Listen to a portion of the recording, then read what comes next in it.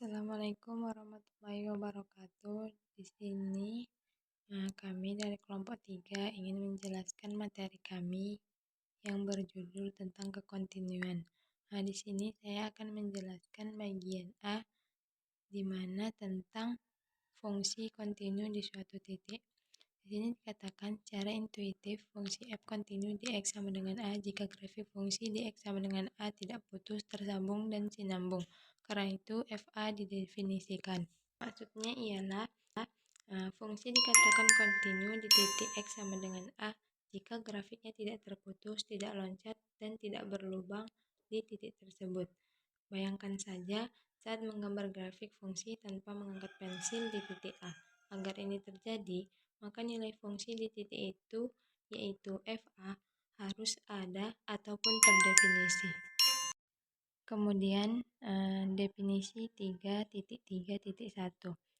Andaikan f terdefinisi pada selang buka yang memuat a, fungsi f kontinu di a.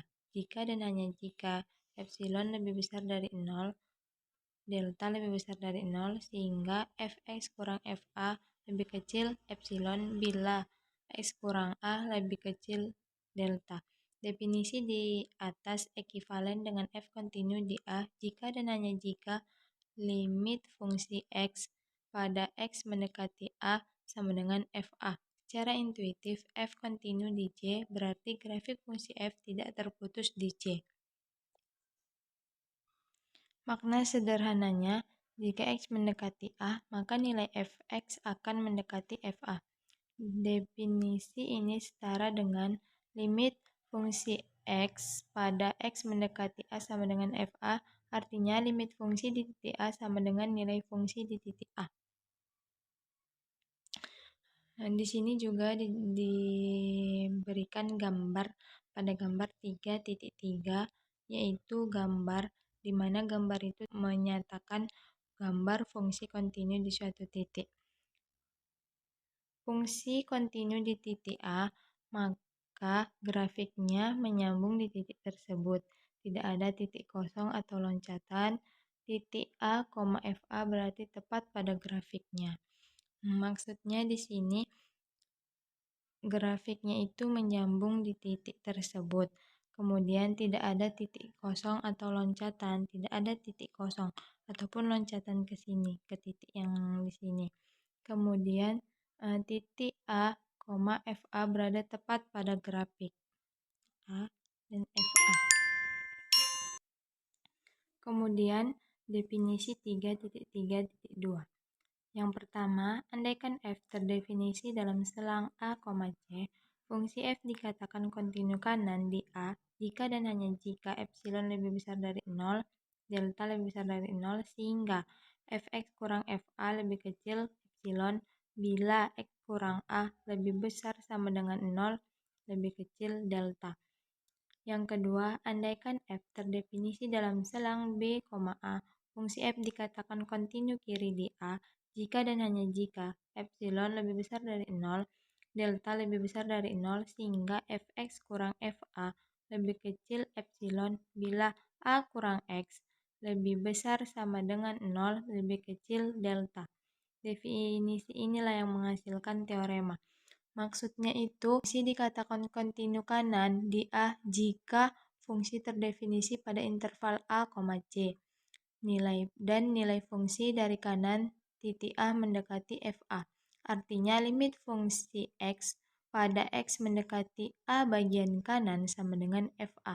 Kemudian fungsi dikatakan kontinu kiri di A jika fungsi terdefinisi pada interval B, A dan nilai fungsi dari kiri titik A mendekati FA.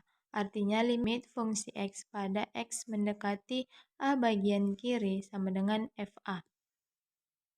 Dari definisi kedua itulah maka hasilkan teorema 3.3.3.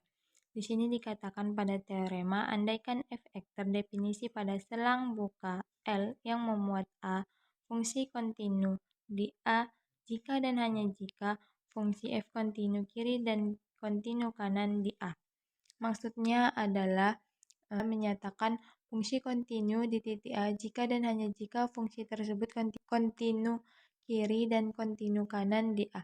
Jadi agar fungsi benar-benar kontinu di suatu titik, maka harus menyambung dari kiri dan harus menyambung dari kanan. Jadi kesimpulannya adalah suatu fungsi f(x) dikatakan kontinu di suatu titik x sama dengan A jika memenuhi syarat. Yang pertama adalah syarat fa itu ada.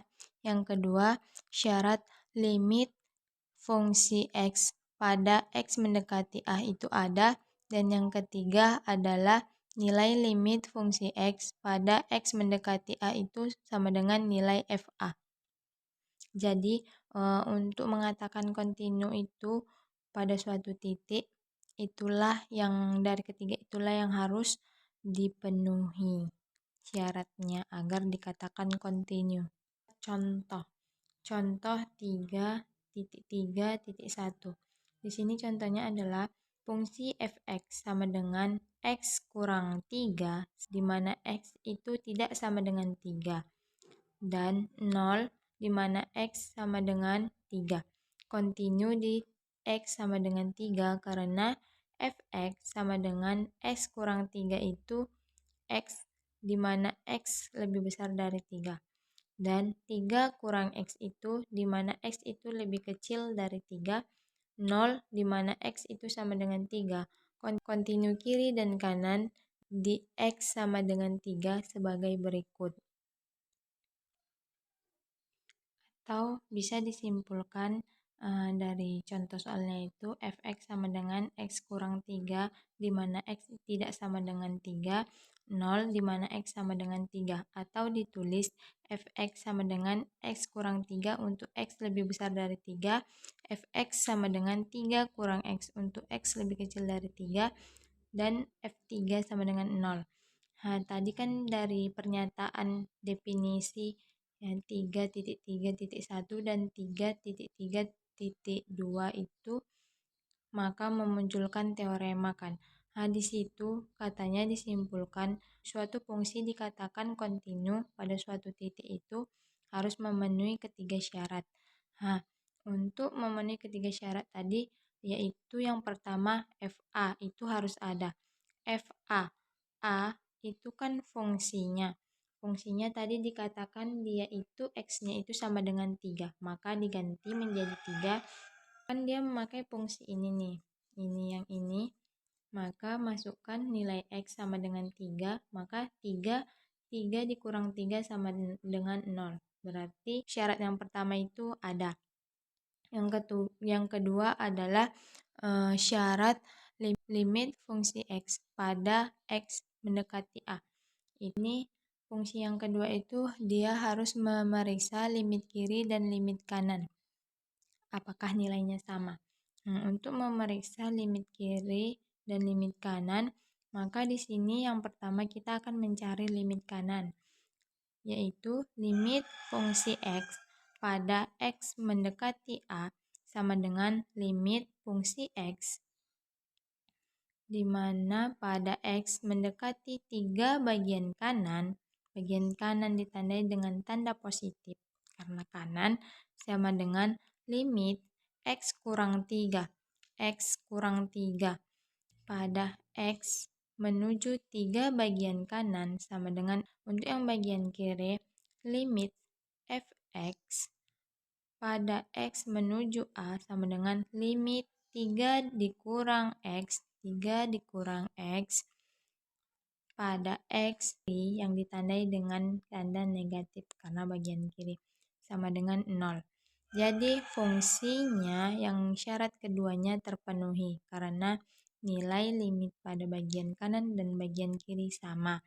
Yang ketiga dikatakan syarat yang ketiga adalah limit fungsi f(x) pada x menuju A sama dengan nilai fa. Maka di sini kita cari limit f(x) pada x menuju 3 sama dengan f3 sama dengan 0. Di sini ada syaratnya terpenuhi. Jadi ketiga syarat terpenuhi, maka contoh di sini merupakan kontinu karena terpenuhi ketiga syaratnya. Oke, cukup sekian yang dapat saya jelaskan. Baik, di sini saya akan melanjutkan materi bagian B, yaitu fungsi kontinu pada interval. Jadi secara geometris, fungsi f dikatakan kontinu apabila grafik fungsi tidak terputus. Jadi cara mudahnya itu, bayangin kalau kita lagi gambar grafik tanpa ngangkat pulpen dari kertas.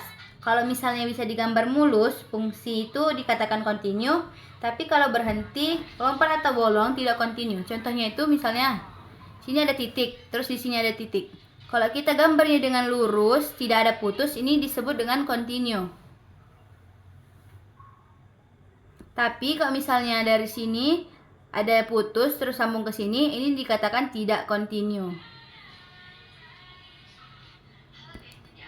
Lanjut ke bagian pertama, yaitu fungsi kontinu pada interval terbuka AB. Fungsi f kontinu pada interval buka jika dan hanya jika f kontinu di setiap titik pada interval. Artinya, untuk semua x dengan x lebih kecil dari A, lebih besar dari B, nilai fungsi mendekati fx secara mulus dari kiri ke kanan. Di sini, saya punya grafik. Di grafik ini dikatakan kontinu pada interval terbuka. Seperti tadi kan katanya kalau kontinu itu tidak terputus. Jadi, misalnya di sini ada fungsi f2 dan menyambung ke fungsi f4. Ini dikatakan kontinu karena dia tidak putus. Dan dia kontinu pada interval terbuka. Jadi, kalau interval terbuka itu tandanya itu bolong seperti ini. Tapi kalau dia interval tertutup, dia itu seperti ini. Lebih full. Oke. Lalu kalau tidak ada hasilnya, maka itu dikatakan kontinu. Selanjutnya, fungsi kontinu pada interval tertutup A, B. Jadi, kalau dia interval terbuka itu kurungnya seperti ini ya, teman-teman. Yang biasa A, B. Tapi kalau dia tertutup, tanda kurungnya itu yang kayak gini. A, B. Seperti ini. Oke, fungsi kontinu pada interval tertutup. Fungsi f dikatakan kontinu pada interval tertutup A, B jika f kontinu di setiap titik C elemen anggota A, B. F kontinu kanan A dan B, yaitu fx dikatakan kontinu kiri di x sama dengan C jika limit x menuju C kiri fx sama dengan fc.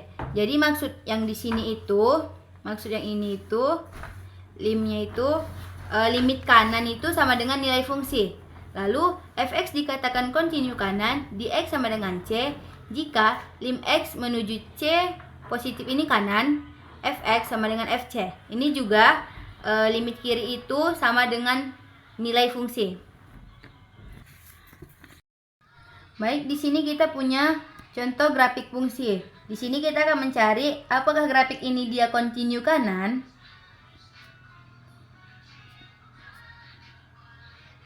atau kontinu kiri. Di sini grafik kita ada di yang pertama ada f min 6 sama dengan 4, lalu f min 4 sama dengan 5. Di sini kita lihat di f min 6 ini dia termasuk kontinu kanan atau kiri. Jadi dia ini termasuk kontinu kanan karena titik 4-nya ini mendekat dari arah kanan. Maka grafik f min 6 sama dengan 4 ini dikatakan kontinu kanan. Jadi x sama dengan 4. Terus ini ada grafik f sama dengan 4, f min 4 sama dengan 5. Ini juga bisa kita lihat bahwa grafiknya itu mendekati 5 dari arah kanan. Dia dari kayak gini ya guys. Dari kanan kayak gini. Jadi dia termasuk ke kontinu kanan. X sama dengan 5. Lalu ada 9. 9 ini F4 sama dengan 9. Bisa kita lihat titik 9-nya ini dia kontinu kanan atau kontinu kiri. Jadi kita kan bisa lihat kalau misalnya dia itu didekati dari sebelah kiri, dari sebelah sini. Jadi 9 itu sama dengan continue kiri. Lalu ada F-3 sama dengan 4. Di sini min 3-nya, 4-nya itu didekati dari sebelah kanan. Jadi X sama dengan 4. Baik, kita akan melanjutkan membahas proposisi 3, 4, 4. Jadi soalnya, misalkan fungsi G dari I continue pada interval I. Dan F dari J continue ke R pada interval J. Maka F komposisi G continue pada I. Contohnya itu kita punya fungsi pertama itu Gx sama dengan 3x dikurang 2. Lalu fungsi keduanya itu ada fx sama dengan mutlak x. Fungsi G ini merupakan fungsi polinom. Ini tuh termasuk fungsi polinom. Dan fungsi polinom itu continue pada seluruh bilangan real. Dan fungsi fx ini merupakan nilai mutlak. Ini adalah nilai mutlak. Sehingga continue juga pada seluruh bilangan real. Jadi kedua fungsi kita ini tuh continue pada seluruh bilangan real.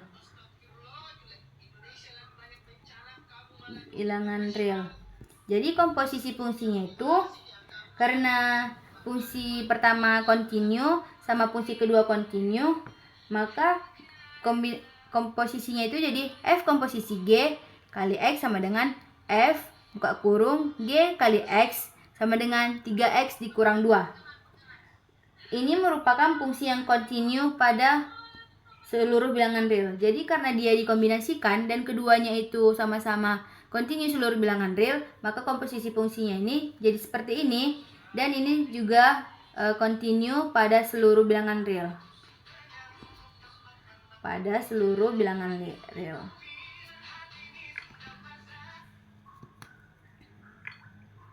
Jadi, di sini saya akan membahas lebih jauh tentang fungsi kontinu pada interval. Yang pertama, teorema 3.5.1, di mana misalkan f kontinu pada interval AB, maka FAB juga merupakan suatu interval kompak. Kemudian teorema 3.52, misalkan f kontinu pada suatu interval I, maka daerah nilainya yaitu Fi, di mana Fi juga merupakan suatu interval. Kemudian teorema 3.5.3 atau teorema nilai antara, di mana misalkan f kontinu pada suatu interval I yang memuat A dan B, jika U terletak di antara FA dan FB, maka terdapat C di antara A dan B. Sedemikian sehingga Fi sama dengan U. Jadi langsung saja ke contoh. Di mana contohnya persamaan 10x pangkat 7 dikurang 13x pangkat 5 dikurang 1 sama dengan 0 mempunyai sebuah akar C elemen dari min 1 dan 0.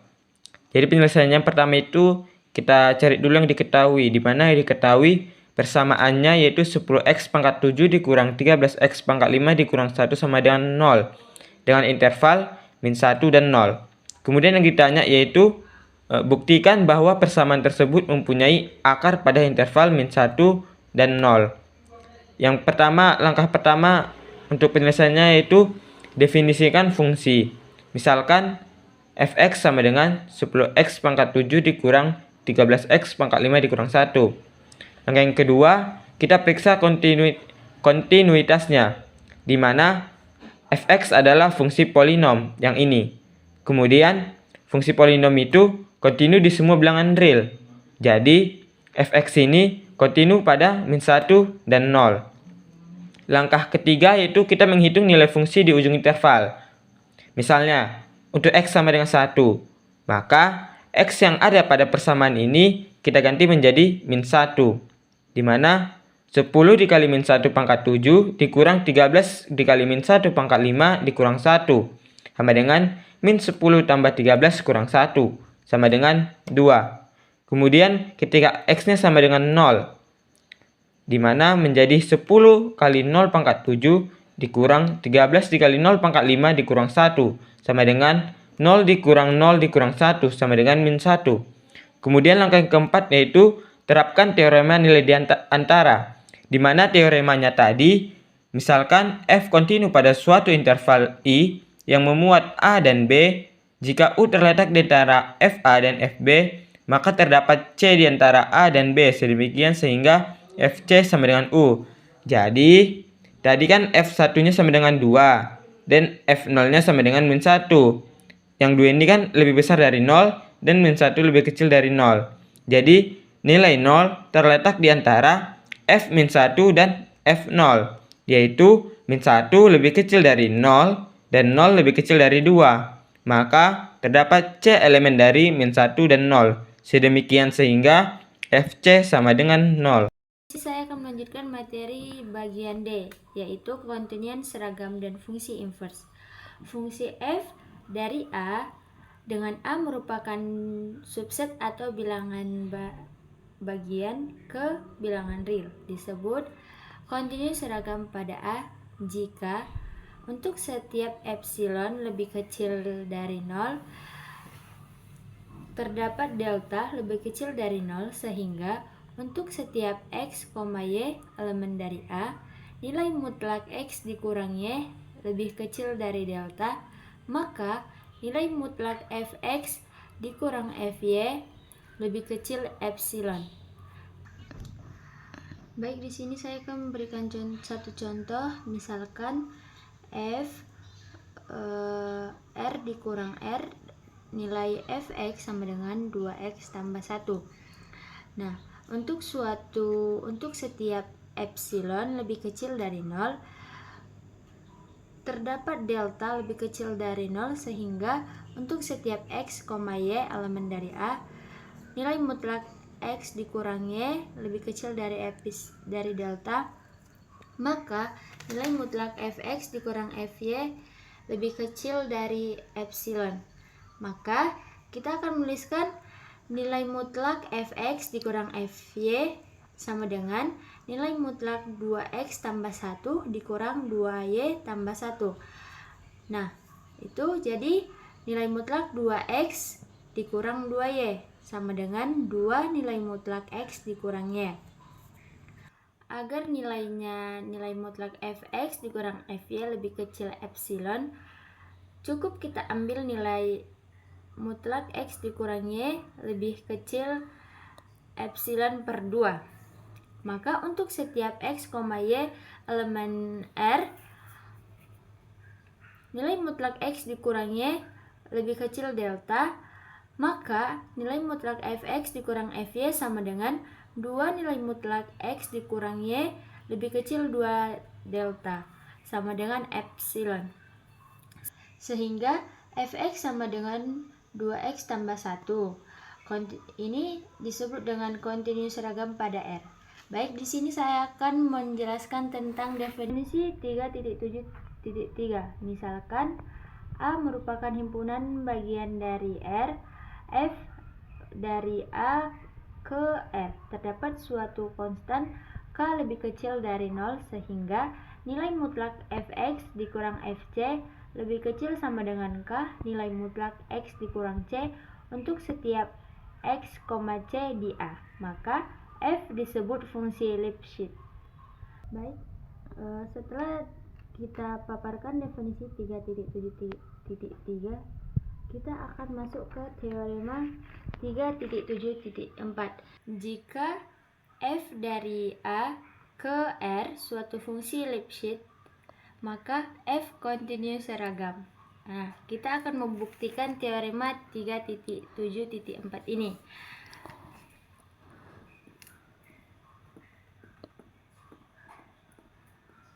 Ini pembuktian, kita ambil delta. Maka untuk x, C di A dengan nilai mutlak x kurang C lebih kecil dari delta diperoleh nilai mutlak fx dikurang fc lebih kecil sama dengan K nilai mutlak x dikurang C lebih kecil K dikali delta sama dengan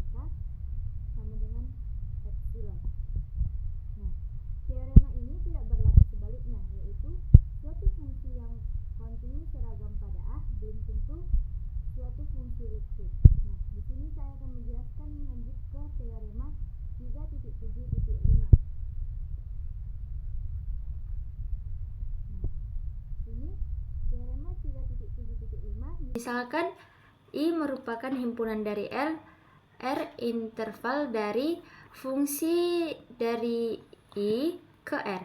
Suatu fungsi kontinu monotonaik, maka fungsi G yaitu inverse dari F kontinu monotonaik pada J sama dengan F fungsi I. Nah, di sini kita akan membuktikan. Pembuktiannya itu satu, keberadaan fungsi inverse. Nah, karena F monotonaik pada interval I, maka untuk setiap X1 dan X2 elemen dari I dengan X1 lebih kecil dari X2, berlaku F X1 lebih kecil sama dengan F X2, sehingga F bersifat injektif atau satu-satu. Nah, akibatnya fungsi inverse G sama dengan inverse F dari J ke I, dengan J sama dengan fungsi I terdefinisi dengan baik. Nah, yang kedua itu G monotonaik. Ambil sembarang Y1, Y2 elemen dari J dengan Y1 lebih kecil dari Y2. Karena Y1, Y2 elemen dari J terdapat X1, X2 elemen dari I, sehingga Y1 sama dengan F X1, Y2 sama dengan F X2. Nah, karena monotonaik dan Y1 lebih kecil dari Y2, maka Y1 lebih kecil sama dengan Y2, sehingga GY1 sama dengan X1 lebih kecil sama dengan X2 sama dengan GY2. Jadi G adalah monotonaik. Nah, lanjut ketiga, ke kontinuan fungsi inverse G. Ambil sembarang Y0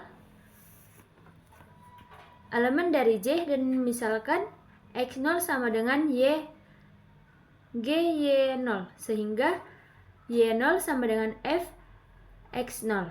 Kita akan membuktikan bahwa G kontinu di Y0. Ambil sembarang barisan YN merupakan himpunan dari J dengan YN dikurang Y0. Definisikan Xn sama dengan GYN, sehingga F Xn sama dengan YN, karena YN sama dengan F Xn ke F X0. Dari F kontinu serta monotonaik, maka harus berlaku Xn ke X0. Artinya GYN ke GY0. Kan ini kan sama. Nah, sehingga G kontinu di Y0, karena Y0 dipilih sebarang di J, maka G kontinu pada seluruh J. Nah, berarti teorema 3.7.5 ini berlaku. Berarti sudah terbukti dari yang sudah saya jelaskan. Sekian dari kami, salah dan kurangnya kami mohon maaf. Wassalamualaikum warahmatullahi wabarakatuh.